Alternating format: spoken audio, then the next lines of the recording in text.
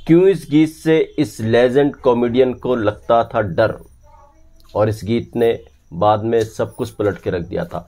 कौन सा यह गीत था, आज इस पर बात करेंगे। दोस्तों, चैनल पर नए तो चैनल को सब्सक्राइब कर लीजिएगा, बेल आइकन भी प्रेस कर लीजिएगा ताकि नोटिफिकेशन आप तक पहुंचती रहे।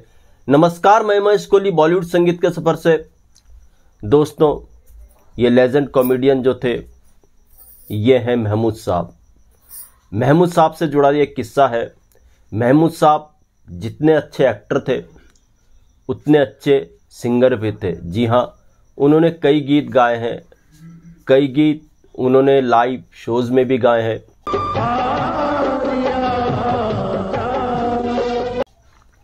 पर्दे पे भी गाए हैं। किस्मत की जेब में अंगूठा नसीब का। और कई बड़े बड़े सिंगर्स ने उनके लिए प्लेबैक किए हैं, चाहे वो किशोर कुमार साहब हो, चाहे वो रफ़ी साहब हो। महमूद का वो गीत हम काले हैं तो क्या हुआ दिलवाले हैं, रफ़ी साहब की आवाज़ और महमूद साहब की एक्टिंग, जिस गीत ने तहलका मचा दिया था। तो कई सिंगर्स ने महमूद साहब के लिए प्लेबैक किया, मगर कभी कभी महमूद साहब खुद के लिए भी प्लेबैक दे दिया करते थे। मगर इस गीत का किस्सा ही कुछ और है।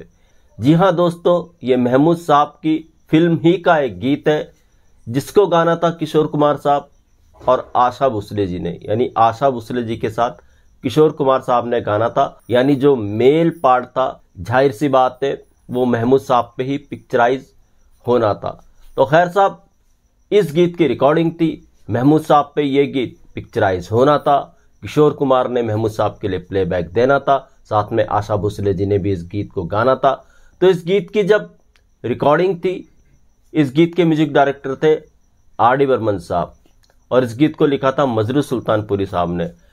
तो जिस दिन इस गीत की रिकॉर्डिंग होनी थी तो रिकॉर्डिंग पर आर.डी. बर्मन साहब थे, आशा भोसले जी थी और महमूद साहब भी रिकॉर्डिंग पर मौजूद थे। मगर वहाँ जो इस गीत के गायक थे किशोर कुमार साहब, वो रिकॉर्डिंग स्टूडियो में नहीं थे। सब के सब किशोर कुमार साहब का इंतज़ार कर रहे थे, मगर काफ़ी इंतज़ार करने के बाद भी किशोर कुमार साहब रिकॉर्डिंग स्टूडियो नहीं पहुंचे। गाने को जल्द से जल्द पिक्चराइज करना था, ये भी एक प्रॉब्लम थी। किशोर कुमार साहब रिकॉर्डिंग स्टूडियो पहुंच नहीं रहे थे, तो सब किशोर कुमार साहब का इंतज़ार कर रहे थे। थोड़ी देर में होता क्या है, एक फ़ोन आता है। फ़ोन जब रिसीव किया जाता है तो वहाँ से आवाज़ आती है कि महमूद साहब से बात कराओ। महमूद साहब जब फ़ोन पर आते हैं, जी हाँ, फ़ोन करने वाले किशोर कुमार साहब ही थे।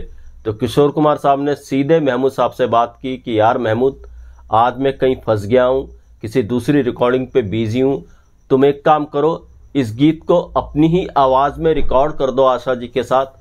बाद में मैं इस गीत को डब कर दूंगा पिक्चराइजेशन के लिए, तुम अपनी आवाज़ में पहले इसको रिकॉर्ड कर दो, गाना पिक्चराइज हो जाएगा, बाद में इस गीत को मैं अपनी आवाज़ में डब कर दूंगा। ये बात की किशोर कुमार साहब ने महमूद साहब से फ़ोन पर। मगर हुआ क्या, महमूद साहब घबरा गए। अब आशा भोसले जी के साथ उनको ये गीत गाना था, गाएं तो कैसे गाएं। उन्होंने अब ये प्रॉब्लम बताई आर.डी. बर्मन साहब को और आशा भोसले जी को। मगर आर.डी. बर्मन साहब, आशा भोसले जी को यह आइडिया बड़ा पसंद आया किशोर कुमार साहब को। आर.डी. बर्मन साहब ने भी महमूद साहब को कहा, बाद में किशोर कुमार साहब इसको रिकॉर्ड तो कर ही देंगे, डब तो कर ही देंगे, पिक्चराइजेशन के लिए आप इस गीत को पहले रिकॉर्ड कर दो, बाद में किशोर कुमार साहब से इस गीत को गवा लिया जाएगा। तो पिक्चराइजेशन ही के लिए तो गीत जाना है, शूटिंग के लिए तो ये गीत आप रिकॉर्ड करोगे, बाद में तो किशोर दा की आवाज़ में डब हो जाएगा, आप इसको गा दो अभी आशा भोसले जी के साथ। आशा भोसले जी को भी किशोर कुमार साहब की राय अच्छी लगी। उन्होंने भी महमूद साहब को ये सलाह दी कि आप अभी अपनी आवाज़ में इस गीत को रिकॉर्ड कर दो, बाद में किशोर दा इसको डब कर देंगे। खैर साहब, महमूद साहब डर रहे थे इस गीत से। उनको लग रहा था कैसे आशा भोसले जी के साथ इस गीत को वो रिकॉर्ड करेंगे। जैसे तैसे उन्होंने इस गीत को आशा भोसले जी के साथ रिकॉर्ड कर दिया। जब ये गीत पूरा का पूरा रिकॉर्ड हो गया और आर.डी. बर्मन साहब ने इसको सुना तो वो भी चौंक गए। इसका नतीजा, इसका रिजल्ट ही कुछ और था। आर.डी. बर्मन साहब को ये गीत महमूद साहब की आवाज़ में बहुत पसंद आया और आर.डी. बर्मन साहब ने इस गीत को कई लोगों को सुनाना शुरू किया कि कैसा देखो महमूद ने ये गीत गाया है। सब लोग इस गीत को सुनते थे और महमूद साहब की तारीफ करते थे। मगर महमूद साहब फिर भी अपनी आवाज़ को लेके कॉन्फिडेंट नहीं थे। यहाँ तक कि राजेश खन्ना सुपरस्टार, जब उनको इस गीत के बारे में पता चला कि महमूद ने एक अच्छा गीत रिकॉर्ड किया है अपनी आवाज़ में, तो वो भी इसको रिकॉर्डिंग स्टूडियो सुनने के लिए पहुँचे। और जब उन्होंने भी ये गीत सुना महमूद साहब की आवाज़ में, उनको भी लगा यार कमाल का महमूद साहब की आवाज़ में ये रिकॉर्ड किया है।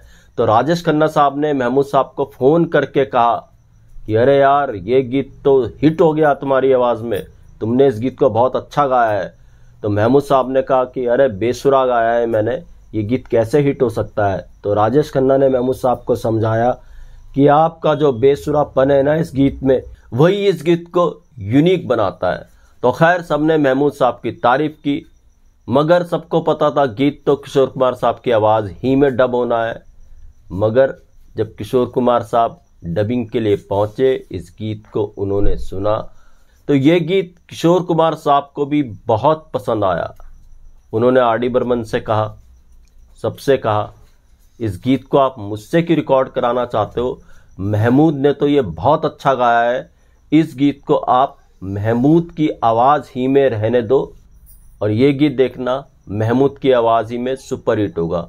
इस तरीके से इस गीत को महमूद साहब के ना चाहते हुए भी उनकी आवाज़ ही में रखा गया और ये जब फिल्म के अंदर आया और फिल्म लोगों के बीच में आई, इस गीत ने वो तहलका मचाया। आज भी ये गीत लोगों की ज़ुबान पर है, आज भी ये गीत महमूद साहब के नाम से जाना जाता है और लोगों की ज़ुबान पे भी आता है। जी हाँ, ये गीत कौन सा था?